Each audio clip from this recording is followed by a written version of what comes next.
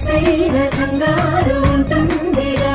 మీకైతే సహజం తీయని బరువై సిరసించే విడియం, పనులెన్నో పెట్టి మాటలలో వంచిందే ఈ సమయం. వాళ్ళమైనా గించేస్తాం, సంతోషంగా మోస్తాం, ఘన విజయం పొందాకే తీరిగ్గా కనిపిస్తాం.